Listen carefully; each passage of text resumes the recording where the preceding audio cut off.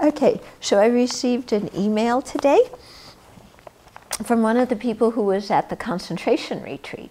So I'll read it to you. And she asked a question. She said, I have noticed that over the weekend at the Abbey and since returning home, I have been experiencing a lot of moments that I would describe as deja vu. I guess I can't even put into words the feelings I'm having in response to these, except that my view of how I believe things work is really expanding, and the enormity of it all is a little bit overwhelming at times. I am wondering if this is a common experience, and if Buddhist teachings say anything about deja vu and what I could do in response to these.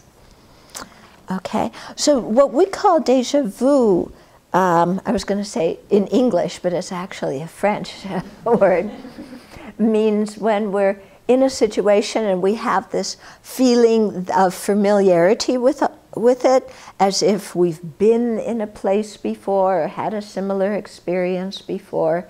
So some unusual feeling about a situation like this. So I've never heard any of my teachers talk about this directly. I can imagine that in a Dharma setting, if you had very strong feelings of having been there, or having known someone before, it might be, you know, some karma ripening from a previous life, something like that.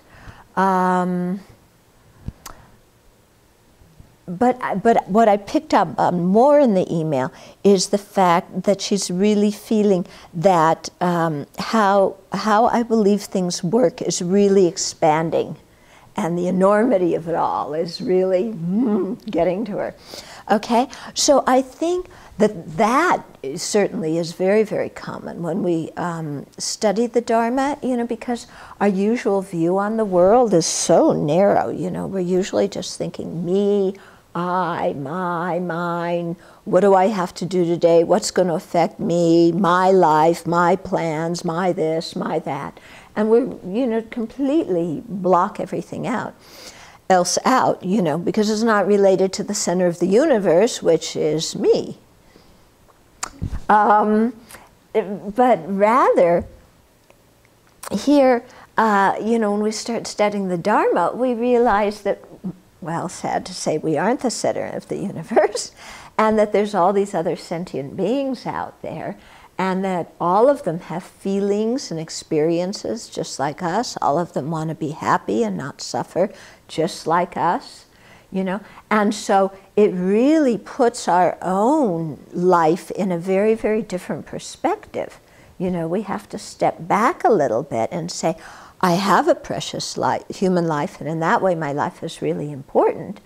But in terms of me getting everything I want and everybody doing things my way and me getting recognition and this and that and the other thing, that stuff isn't so important because there's so many other, you know, sentient beings who are suffering in very great ways around me.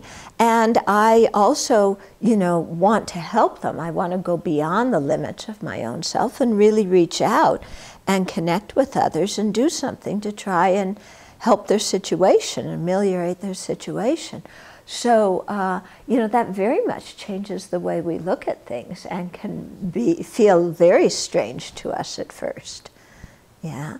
And then, of course, when you're thinking of all the Buddhas and Bodhisattvas, and there's all these beings out there with the great realizations who are trying to help us and who we can take refuge in and who, you know, propound the teachings that we study, that too can really be like, wow, you know.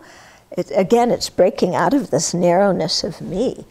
And when we think about the qualities of the Buddhas and Bodhisattvas and their impartial love and compassion, their wisdom, generosity, and all these great qualities, and then we think that I can develop them, you know, little old me who feels totally incapable of doing anything, that I can actually develop those qualities, yeah, that really challenges our self-image too.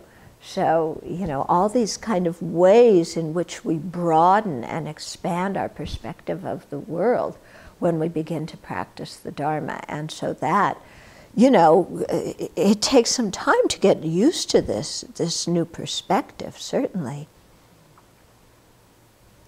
Okay, so I hope that answered the question about the déjà vu. I didn't talk so much about that, but I would need to know more, you know, about the specific situation to answer that, which I don't know. And yeah.